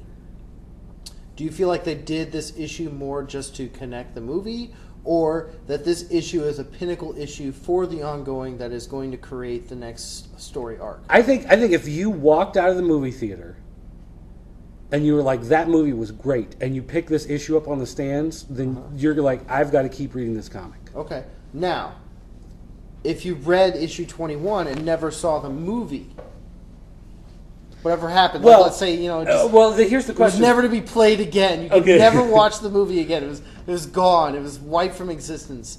Do you still think that this is Well, here's the question: are you saying this in the context of someone who watched the original series? right? If you watched the original series, for whatever reason you haven't seen the movie, but you pick up this issue, you're going to pick up on the whole Spock, Ponfar Okay. thing, and yeah, you're going to feel still at home Okay. with the storyline that's going on there. Cool. Good stuff. I mean, I really like it's IDW, right? Yeah. I like what IDW is doing. I think this is probably one of their best titles. They've got a couple really good ones right This now. one's pretty good, though. I mean, it's I don't know. I think it appeals to both the old fans and the new fans, which is tough. In a market like this, to launch such a big label that's cherished by old generations and new generations, and still keep them and keep them just excited. I think it does. Nobody help. complains about this ongoing. I mean, I haven't heard really anything bad. Yeah, I think it really does help that the people who produce the movie are working on the comic, because you do feel like there is a continuation. You do really feel like there's a connection between them, because a lot of times they do stuff in the comics, and as soon as the next movie comes out, everything in the comics is invalidated. Right. You get that all the time in these tie-in books, and this really feels like that this is important. After Darkness, too. Yeah, huh? After Darkness is on the title of the book. It's a sharp cover, too. I like that. It's Bradstreet. Is that Bradstreet? Yeah, Tim Okay. Bradstreet does all the covers.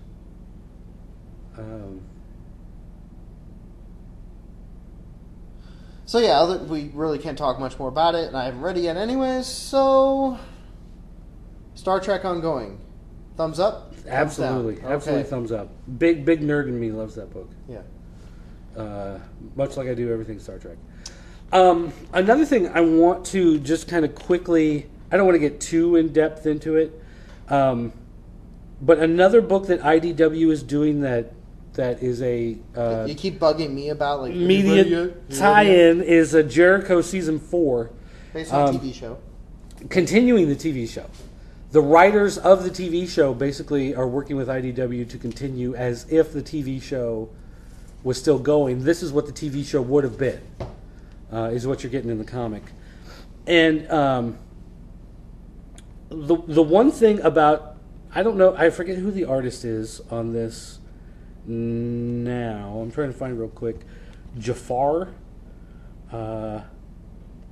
I don't know who that is. But regardless, he's taking photographs of the actors and incorporating and drawing basically the bodies, putting the photograph in for their head, and then drawing the head and taking the photograph out. So when you look at it, it looks like the actors, and sometimes it's a little too photo. Brushed in. Yeah. Yeah, I don't like it when they do that. It's like the body doesn't fit the head. It's like the shading is a little off. So yeah, like the neck doesn't look real. Yeah, so there's some times when you get the artwork and it's a little too. Hope you're floating. Yeah, there's something. My screen is dirty. I need to wipe it because it's registering taps somewhere else on the screen. But yeah, so it's like there are times when you look at it and it's like you're looking at the TV show and it looks good, and then there are other times where it's like a little too uncanny. Right. But as far as the story goes, if you are a fan of the Jericho TV show, you should be reading this. And there are a lot of people told me I needed to watch the show, and I didn't get into it for a long time because the first couple episodes of the show were god awful. Yeah. It took a while for the show to pick up steam, and then once it did, it got really good. Then you need to be reading this comic to continue that story. So that's another kind of media crossover. Like I said, I don't want to get too deep into it, but really good for the fans of that show. All right, how about you? What you got? I got nothing. You got weather reports. Yeah. You're looking at. Is there Well, rain there's been coming? a lot of crazy weather in the Midwest lately. Lots so. of tornadoes. Tornadoes. Any tornado F3s heading warnings. this I was way? in St. Louis, and there was like a tornado well. I know. I left St. Louis, and then the tornadoes came because you were there. We were in a hotel, and we ended up like raiding a conference room and putting a bunch of tables together, playing D&D till like 1:30 in the morning. It was a fantastic bachelor party. All right. So, anything else you want to talk about? Green Hornet. Okay. Um, Mark Waid. You know, it's You tried Green Hornet when it first relaunched with Kevin Smith, Kevin right? Smith. Now, Mark Waid has taken a more traditional approach, I think, to Green Hornet. It's oh, see, I just lost it. There we go. I mean, obviously the art and the story is almost completely different. In this, it's very similar to the classic sense where the Green Hornet is trying to be a bad guy, trying to make everybody think that Green Hornet is a bad guy when in fact he's, fighting crime. To kind of throw off everybody. He's still manipulating the press to... He wants the villains to think he's a villain, Right. but he's actually there to take them down. Exactly. It's only the first couple issues into it, so I don't want to be too critical of it. I'm looking forward to the next issue, only because I want to see if there's some build going on here. I sense build, not really hooked yet. Mm. And there's not enough here to really say this is the style he's going towards. Other than it does feel like it is more like the old Green Hornet. Compared to the Kevin Smith It's different. first issue, though, do you feel... It's more like a crime story. It's more like a, But do you feel like you enjoy this more than what Kevin Smith did, or did you enjoy Kevin Smith's different take on it more? Kevin Smith was a lot of flash. Whereas this is more... It feels more like a crime story. So I think I'm actually more intrigued with the Mark Waid version. Okay. But it's a little early to tell. I think if you liked the Kevin Smith version, I think you should definitely give this Mark Waid version a chance. Because a lot of people who read the Kevin Smith version gave up on it after Kevin Smith left. Okay, well, let me rephrase that. If you didn't like the Kevin Smith version, give the Mark Waid version a chance. I guess So you're only a couple issues in. I'm sure it's not a super popular book. It's probably not. I mean, you tell me. No. It's not flying off the shelf, so I'm sure you can find the first couple issues. Check it out. If you want something that's more kind of a classic Green Hornet crime story kind of thing, you'll like it. So, moving on. Supergirl 20 was kind of fun. Is that part 2 of the Power Girl? Yes. And there's a lot Boob windows back. Well, it's funny because even Kara, isn't that her name? Supergirl, yeah. Yeah. Kara makes a reference like, you really need to take that stupid costume off, you know? It's a little too old for you. You know, and she's like, I got it from your wardrobe. I don't know. In this one, I just love Supergirl. In this one, basically they're in, what is it? It's like, I don't know if they're in like Power Girl's fortress. Maybe it's Supergirl's fortress. Well, no, they went to Superman's Fortress of Solitude. Okay, so when they're in there, there's a robot in there, and he's saying, you know, basically, you know, one of you is a clone. Or you're both clones or whatever. Must be exterminated. There's like this banter back and forth, and they basically have to defeat. Although the Fortress of Solitude. It's funny how Supergirl from a different universe is much more busty. Yes. Yes. Different body type, even though it's not the same. quite the same. Yeah. Not quite the same, but it's fun. I don't know. There's just something. I enjoyed it. I enjoyed it a lot. I've always enjoyed Supergirl. I like the character. It's almost like Batgirl to me. It's just, although Batgirl's maybe a little bit more intellectual in the sense where there's always like a mystery to be solved kind of thing, because it is, you know, Batgirl. Well, it's the difference between Batman and Superman. Right, exactly. You know, I mean, I think they've done a good job with this Supergirl series of making her own standalone character, and not being just like female version of Superman or this. Right. I don't know. It feels more like Superboy. I could live without ever reading again, even though he's a more recognizable character. Right. But Supergirl, I really enjoy this book. Yeah. In fact, Supergirl. I like the art. I've always liked the art with this. Supergirl is one of those series that I do buy in paper as well as read the digital. Same with Savage Hawkman. I do, and Flash. I do paper and digital. Oh, I've really bought into the character too. Like I just like her, you know. Not just because she's really cute in that outfit, and I want her to be real, and I want to meet her. But yeah, Michael Allen Nelson does a good job. Muhammad Asrar. Wait a minute, that's Michael Allen Nelson? Yeah. Uh-huh. Isn't he the guy who did 28 Days Later? Yes. Yeah. So there you go. I mean, that's why we like him. That book was great also. And what a great cover. Because you got boob window. Yeah, boob window. So yeah, I wonder if she's going to give up the boob window now that she got put down by her clone. Made fun of. Not her clone. Oh, well. Alternate self. Alternate version of herself. Home Invasion was the name of this one. Have you been reading Justice League and Justice League of America? I am not current on the last issue. It was on. I had 5 more comic books I was trying to cram before this show, and then I spent the last hour trying to put kids to bed, so it didn't happen. The last issue of Justice League of America, which I think is 21. Lay it on me. And this version of Justice League of America, number 4, Justice League of America. These 2 books are starting to feel like there's something going on. You take these 2 books.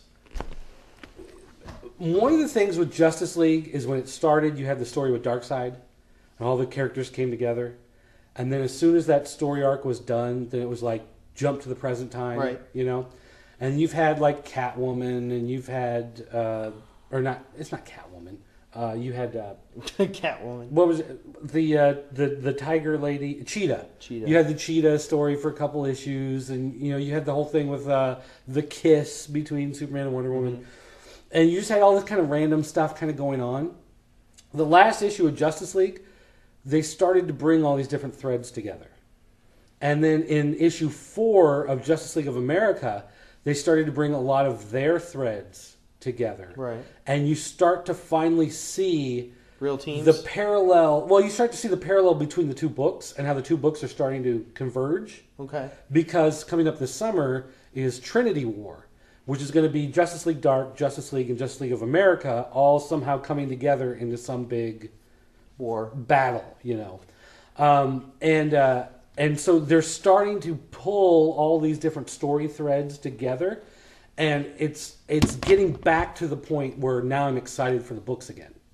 After reading the last issue of Justice League of America, or Justice League, I was like, well, now I'm excited to read Justice League of America. Now that I've read Justice League of America, I'm beginning to go, I haven't read Justice League Dark since like issue 3. Now I'm ready to kind of pick up, maybe I'll get the last 2 issues of that and start to get into it again. Like, it's making me excited for it. I collect Justice League, and I just started collecting Justice League of America.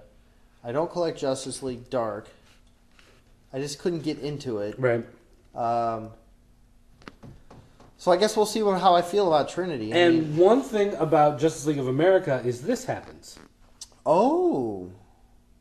And this has been big news online the last couple days, is that Catwoman gets shot in the head and left for dead. Wow. And it looks like Catwoman. And she's shot in the head. You see blood splatter out the other side of her head. She falls to the ground. Eyes open. Her eyes are open. She's got the dead eyes. It appears, for all intent and purposes, that they've killed Catwoman. And the question is, how do we go from here? And the thing that comes to my mind is Justice League Dark deals with all the paranormal. Mm-hmm. You got John Constantine. You got Dead Man. So I'm thinking there's going to be something where Selina Kyle is dead, but something's going to happen with her soul and her spirit in Justice League Dark. To solve the crime. And it'll somehow bring her back. It'll be Dead Man all over. It could be a Dead Man story or something. Right. So I think that's going to how they kind of pull in that part of them, which makes sense because your heroes don't always win. Was there still an ongoing Catwoman up to this point? Yeah, it's still going. So it's no longer going then? No, it is going. You just don't know how or why or what. Right. There's going to be a new Catwoman to put on the suit. We don't know. Or it's going to be the Justice League Dark tie-in with her spirit, or you just don't know. Huh. But yeah, Catwoman is dead. But I'm sure she'll be back. But that's what makes me think it's tying in with how the Justice League Dark. Well, she doesn't. Maybe it's one of her 9 lives. And then the backup is another Martian Manhunter story. I really like the one in the last issue, in issue 3, I thought was really good, and this one is really good as well, which talks about his history and giving his origin, and tells why he's afraid of fire, because he's basically a shape-shifting Superman, so he shouldn't have any sort of foibles, but yet for whatever reason, fire is his big... He's like Frankenstein. Yeah. Fire bad. And so this kind of explains why they gave him a reason to be afraid of fire. It's written by Matt Kent, who does mind management for Dark Horse Comics. He's one of those I've read indie guys. The title sounds familiar. And so it's kind of neat to see him, getting involved and seeing his take on the character. And this little backstory, whatever, that they give is actually the thought process going through Martian Manhunter's mind in the middle of a battle, which takes place earlier in the book. So it still ties in, even though it's kind of a separated story. So overall, I have to give thumbs up to what's going on in Justice League right now. I think America had kind of a rocky start. It did. And Justice League kind of lost its way in the middle there, but it's starting to come back together. So I'm really happy for all that's happening in Justice League. Oh, Soulfire. I tried jumping into that one. From Aspen? Yes. Is that in issue 1, or did you just start with issue 3? This is 6 or something like that. So obviously, I kind of caught on pretty quickly. Basically, oh shoot, still getting used to this tablet. The story is there's basically. Maybe I'm probably totally butchering this, but I'm jumping in here. There's 4 different dragons that have fallen upon Earth, and they're basically the 4 forces of nature, and they're wreaking plague on Earth. Are they like the 4 horsemen? Kind of, or something. I mean, like I said, I'm jumping in the middle of something. So, and back into the universe of Soulfire. They've developed a technology that they've gotten to create weapons to fight these forces, and it's a technology that's not from their plane.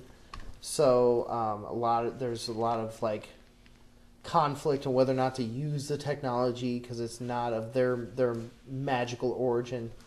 The art is beautiful. The women, of course, are beautiful with big, pretty butterfly wings, and and that's all fun. And the art is pretty clean. Yeah, Aspen does do a really good job usually with their artwork. I mean, that's one of their things. The problem I've had for a while now is I'm not that interested in the story.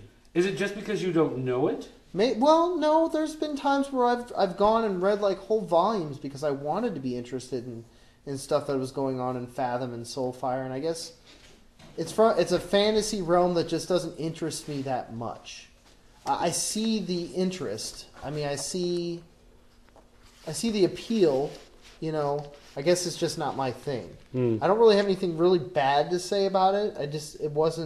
It didn't interest me that much. It doesn't have a hook for you. Not for me. But you see how it could. Yeah, I can see how there's a market for people that like this style. Like it's, like some people, just adore anime and they like that style. Soulfire, Fathom, they have their own style too. It's a very beautiful story. It's always kind of there are some books. Like, we've talked about other stuff from Aspen. Shrugged, we both enjoyed. Fathom, I think it kind of depends on the particular arc. Yeah. Because I enjoy the stuff where it's like the black versus the blue. Right. When it talks about those different groups, like I get into that stuff. I kind of like that. But when it goes off into some of the other stuff, I'm not as intrigued by it. I mean, that's beautiful. But yeah, they do have great artwork. They've always had great artwork. I guess just the story that the current arc that they're running here. Although, like I said, I am jumping like issue 4 or 6 or whatever this is. Just has Are you willing to go back? No. Okay. Sorry, then. yeah. Let's see what else. Something else that. You need to get into the shop and get previews. Yeah, I don't have the latest previews. Because there's a new issue of previews out. Talks about some upcoming stuff. Fill me in. Well, for one thing, there's a new RoboCop Last Stand, which I don't know if you're familiar. Brand new arc, starting issue 1.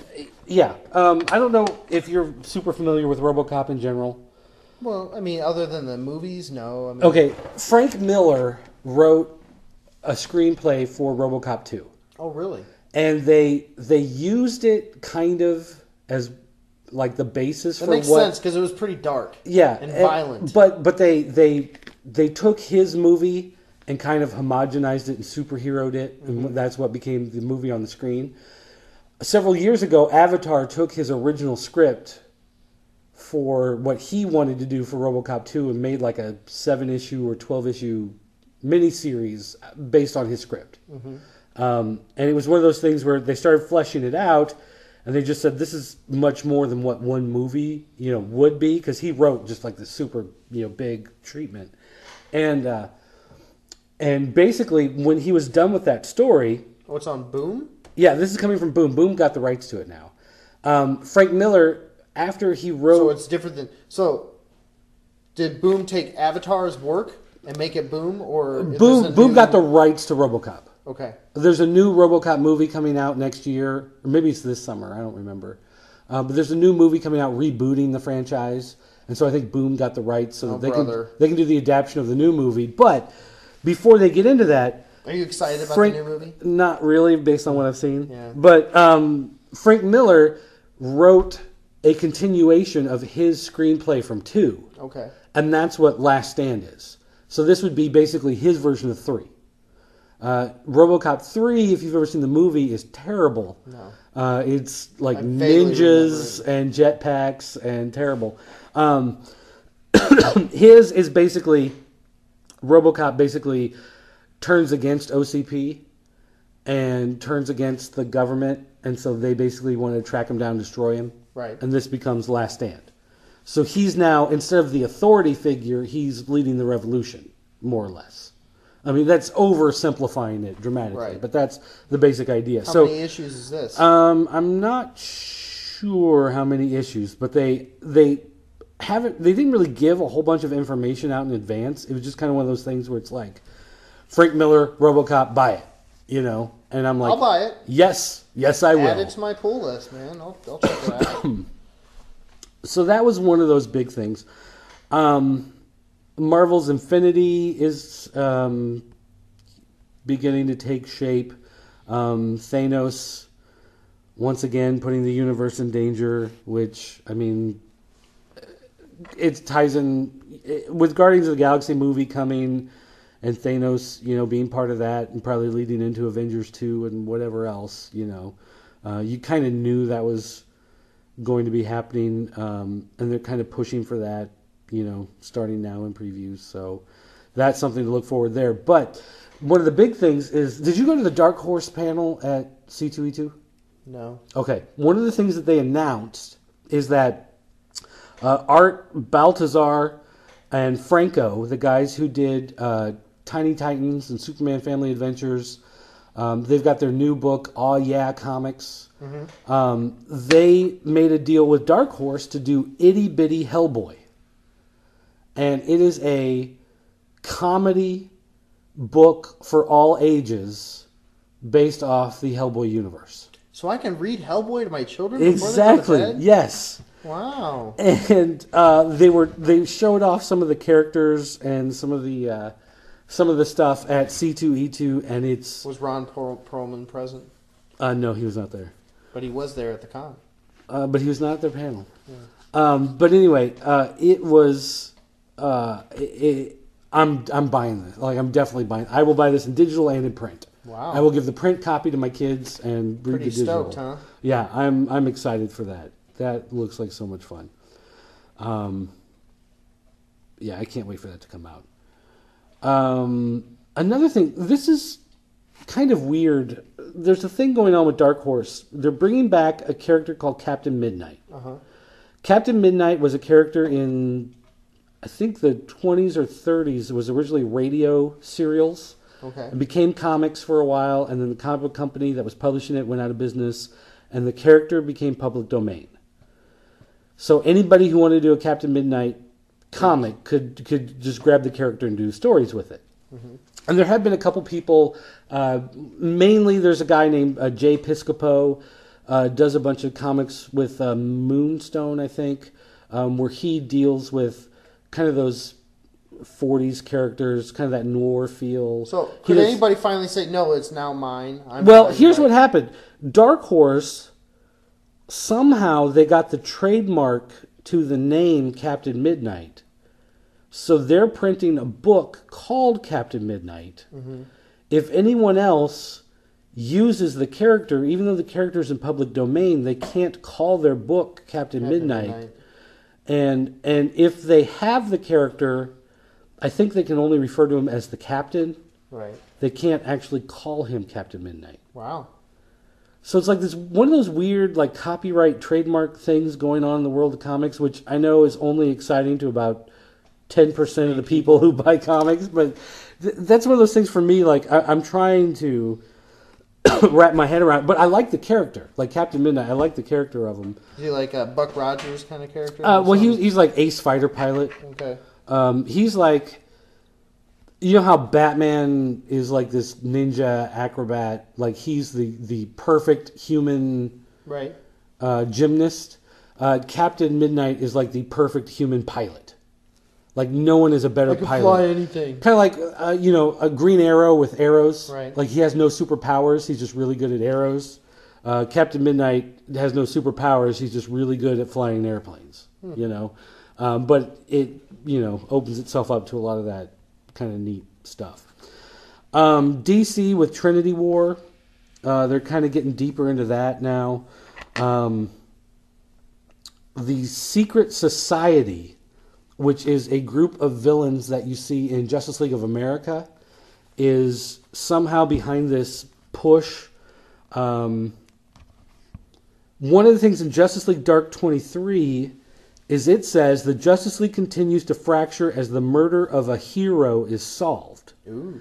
Now, I think that the murder is Catwoman, yeah, is what they're talking about. But, at this point, when they, first started talking about this book, they couldn't say that, right. but I think that's who it is.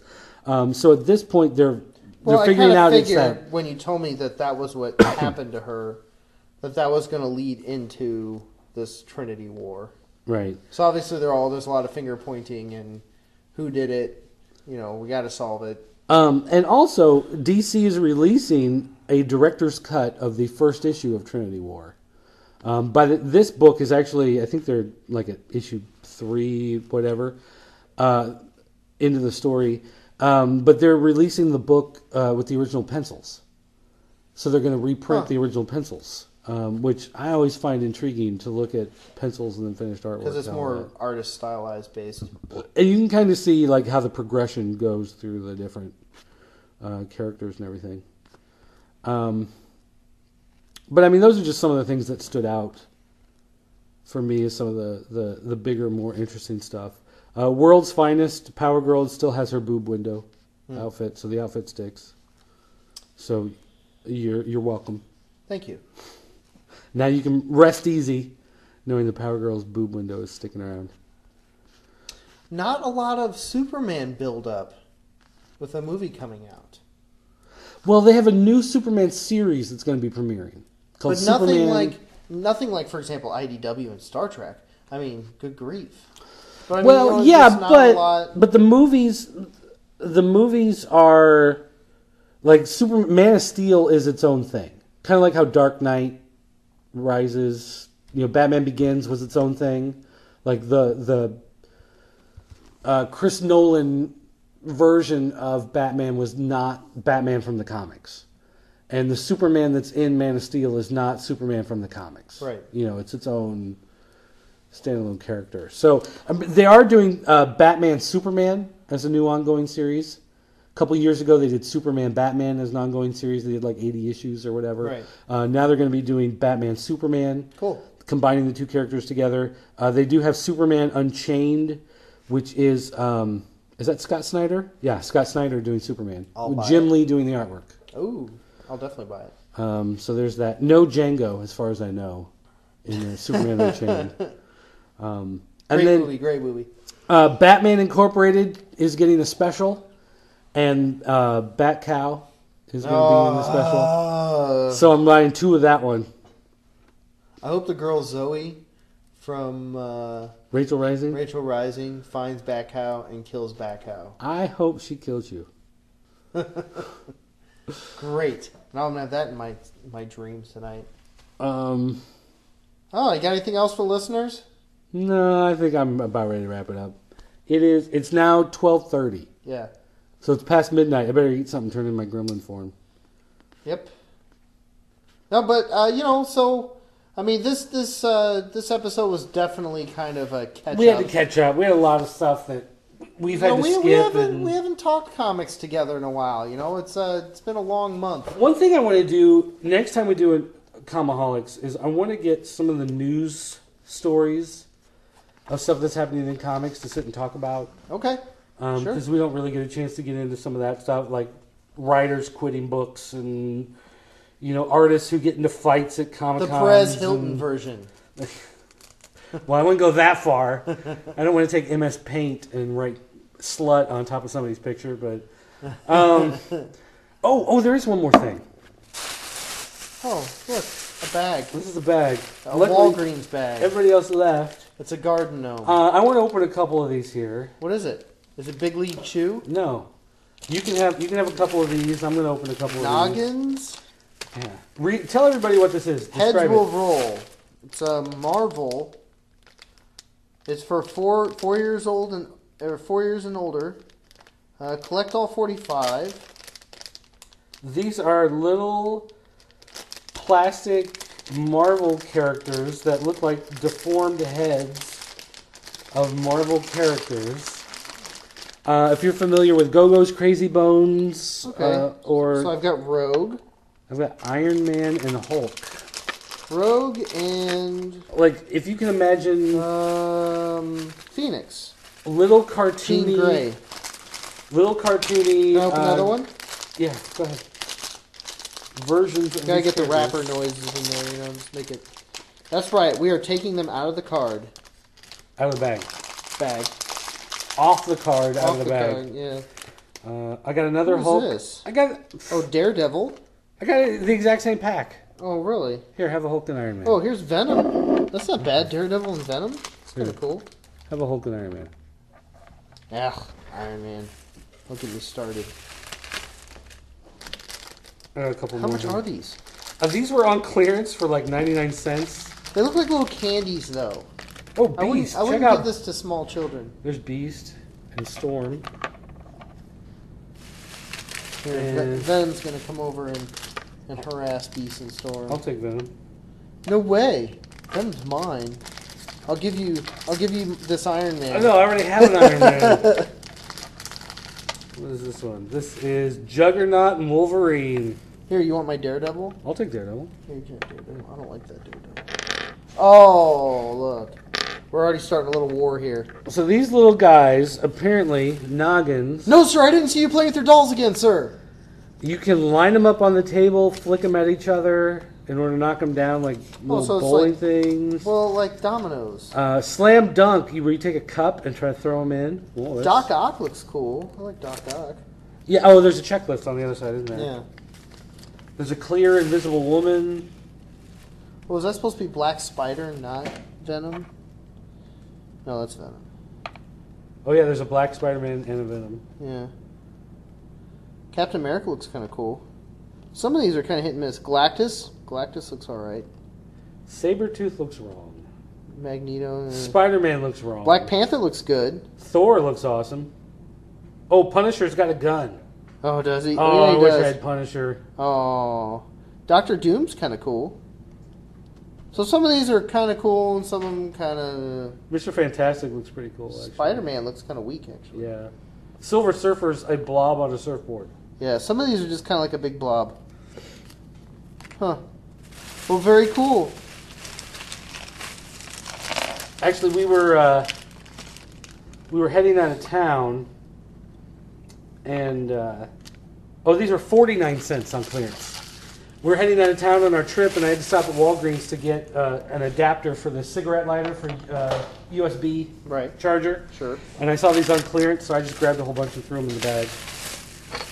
Well, there you go, folks. Fun with toys. That's when we finish up this Comiholics. toys.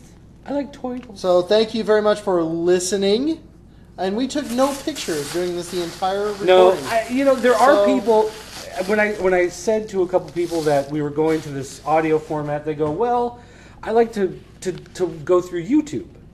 And I said, "Well, do you actually watch it?" They go, "No, I turn it on and then minimize the window and do other stuff on the computer." So we'll still put it on YouTube. I'll just put like the Comiholics logo, and then just have this as audio playing. We're not gonna. So we're stripping Get real down to the, fancy. the bare basics. Because most people, even though we did video, they still wanted to listen to it. Right. So this is going to go back on Podbean and back into iTunes. So people who want to download it to their MP3 player, they can do that. Because a lot of people said they just like to turn it on, almost like talk radio. Sports talk or Glenn Beck or whatever. They just want to have it on and listen to it while they're doing stuff. So this is going to be our podcast show. The Pop Culture Network. This is our audio show, so we'll have this available. And because we're doing it this style, if we need to, we can do this show like on Google Plus, Right. something like that, where we can record the audio stream in headsets, so it'll still sound fine. It'll still sound good, so we can still do that. So anyway, guys, again, thanks for listening. Please feel free to call our 24-hour voicemail line for the Pop Culture Network. It's area code 217-953-4025. Or if you have Skype, you can find my account under the name Dirt Mound. You can Skype in and also leave a message, voice message that And way. I am Pop Culture Apocalypse, all one word. On Skype? Yeah. Do you ever have your Skype open just so people could call? I believe so. Yeah. Do you? Okay. Yeah. All right. Fair enough then. All right, guys. Don't forget popculturenetwork.com for more great stuff for comics, video games, toys, etc. Don't forget to check out Pop Culture Network, the show. Coming, first real episode will be coming in about a week.